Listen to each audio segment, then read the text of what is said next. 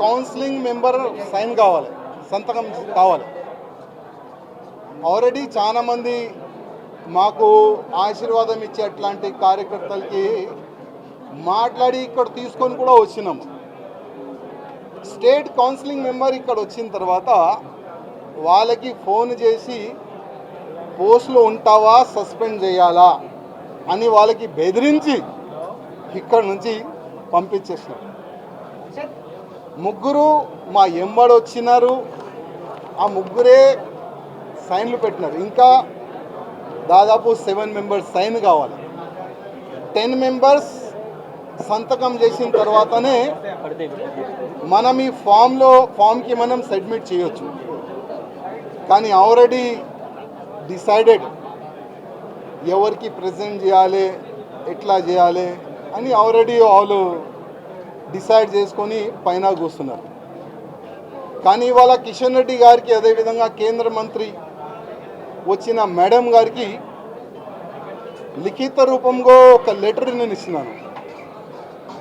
కిషన్ రెడ్డి గారికి ఒక మాట చెప్పి వస్తున్నా. కిషన్ రెడ్డి గారు, మీ చేతి నుంచే ఇవాళ భారతీయ జనతా పార్టీలో నేను జాయిన్ అయినా, నేను నా రాజీనామా మీ చేతికే ఇస్తున్నా, ప్లీజ్ మీరు యాక్సెప్ట్ చేయండి అని కిషన్ రెడ్డి గారికి ఒక లెటర్ ఇచ్చి వచ్చిన, రిజైన్ లెటర్ పార్టీకి.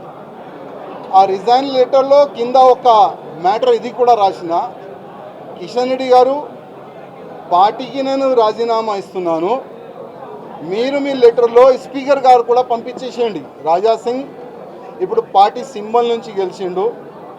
రాజాసింగ్ ఇప్పుడు బీజేపీ ఎమ్మెల్యే కాదు, ఆయనకి సస్పెండ్ చేయనని స్పీకర్ కూడా ఒక లెటర్ రాసిస్తే నేను దానికి సపోర్ట్ చేస్తాను. ఎందుకంటే పార్టీ సింబల్తోని గెలిచిన తర్వాత, పార్టీకి రిజైన్ ఇచ్చిన తర్వాత పార్టీలో అంటే పార్టీ బీజేపీ ఎమ్మెల్యే ఉండకూడదు కదా అని ఆ విధంగా ఒక లెటర్ మా కిషన్ రెడ్డి గారికి ఇచ్చి వచ్చినారు.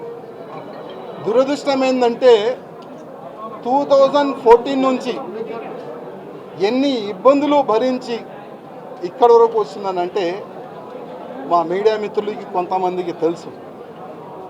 ఇవాళ నేను టెర్రరిస్ట్కి టార్గెట్లో ఉన్నా.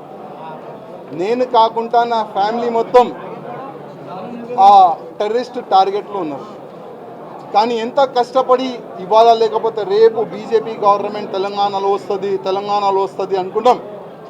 కానీ దురదృష్టం ఏంటంటే తెలంగాణలో బీజేపీ రావద్దు అనేవాళ్ళు చాలా జమ అయిపోయినారు పెద్దోళ్ళు.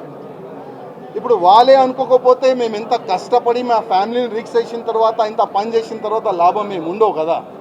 అందుకోసం అయ్యా, మీ పార్టీకి దండం, మీకు దండం అని ఒక లవ్ లెటర్ ఇచ్చి వెళ్తున్నాం. జై శ్రీరామ్. అయితే విలేకరుల సమావేశంలో రాజాసింగ్ మాట్లాడుతూ సంచలనమైన కామెంట్లు కూడా చేశారు. బీజేపీ పార్టీ తెలంగాణలో అధికారంలోకి రాకుండా కొందరు అడ్డుకుంటున్నారని కూడా చెప్తున్నారు. అయితే బీజేపీ నాయకులు కూడా ఎక్కడైనా సమావేశాలు జరిగినా, బహిరంగ సభలు జరిగినా కూడా, బయట మీటింగ్లలో కూడా భవిష్యత్తులో వచ్చేది తమ ప్రభుత్వమే అని చెప్పుకుంటుంది. అయితే ఇప్పుడు రాజాసింగ్ చేసిన వ్యాఖ్యలను చూసుకున్నట్టయితే కొందరు నాయకులు ఎవరైతే ఉన్నారో బీజేపీ పార్టీలోనే ఉన్న వాళ్ళు బీజేపీ అధికారంలోకి రాకుండా చూస్తున్నారని, దాంట్లో భాగంగానే ఈరోజు కూడా నన్ను నామినేషన్ వేయకుండా అడ్డుకున్నారని కూడా ఈ సందర్భంగా రాజాసింగ్ అయితే సంచలన వ్యాఖ్యలు చేశారు.